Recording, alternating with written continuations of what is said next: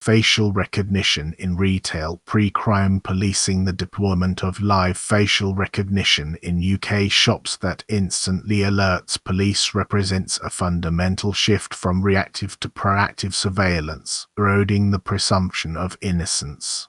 The Guardian's report on FaceWatch system reveals a chilling new frontier in public-private surveillance, cameras in retail environments scanning shoppers' faces in real time and alerting police to individuals who have not yet committed any crime, but whose facial features match a watch list. This pre-crime policing model, as the quoted civil liberties advocate warns, fundamentally upends the way justice is administered, replacing the standard of beyond reasonable doubt with algorithmic suspicion. Moreover, the acknowledgement that these systems do make mistakes and that challenging a false positive is extremely difficult for the average citizen highlights a dangerous asymmetry of power.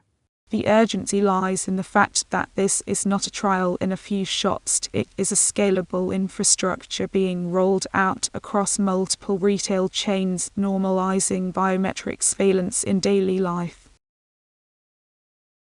From CCTV to AI surveillance, the UK's trajectory. The United Kingdom's status as one of the most surveilled nations globally provides fertile ground for the expansion of live facial recognition from public streets into private commercial spaces.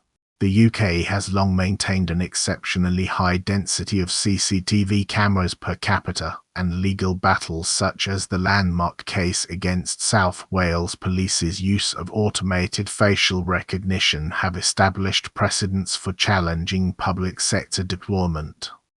However, the FaceWatch system bypasses many of those legal guardrails by operating in private commercial premises, where retailers can allege they are protecting their property and staff. This public-private convergence means that a person's movement through a shop can trigger a police response based on a privately curated watch list, often without transparent criteria for inclusion. The historical trajectory from passive CCTV to live algorithmic matching is thus a logical but deeply concerning expansion of surveillance, embedding it into consumer culture without parliamentary debate or public consent.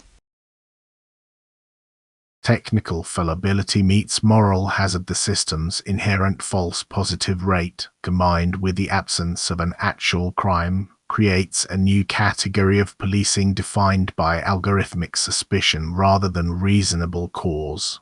Mechanically, FaceWatch's technology uses live facial recognition to scan every shopper's face and compare it against a watch list compiled by police or retailers, often containing individuals banned from premises, known shoplifters, or persons of interest who have not necessarily been charged.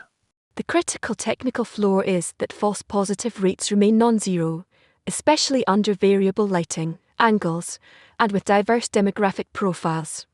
When a false match occurs, the system alerts police before the shopper has done anything wrong, placing the burden of proof on the citizen to disprove a machine's error. This moral hazard is compounded by the quote's observation that it's very hard to argue with that when it happens to you, as the sheer speed of police dispatch and the lack of real-time accountability make resistance futile. Furthermore, the system's operation behind closed corporate algorithms means there is no independent auditing of watch lists' accuracy or racial bias, raising profound questions about due process and equal protection under the law. Precedent for a predictive police state. Unless robust legislative oversight is enforced immediately, this model will scale rapidly across retail chains and eventually into public spaces, normalizing preemptive intervention as a routine civic experience. The strategic verdict is stark. FaceWatch's UK rollout is a proving ground for a predictive police state where individuals are treated as suspects based on potential future behavior inferred from biometric data. The immediate risk is a normalization effect. If shoppers accept facial scans in shops without protest, the technology will spread to banks, gyms, and transportation hubs, creating a seamless web of pre-crime surveillance. The long-term consequence is the erosion of the fundamental legal principle that one is innocent until proven guilty, replaced by a regime of algorithmic suspicion where police contact becomes a function of flawed pattern matching. To avert this, governments must enact binding legislation requiring independent auditing, clear watchlist criteria, real-time opt-out mechanisms, and strict bans on linking private retail surveillance to police databases without judicial warrants.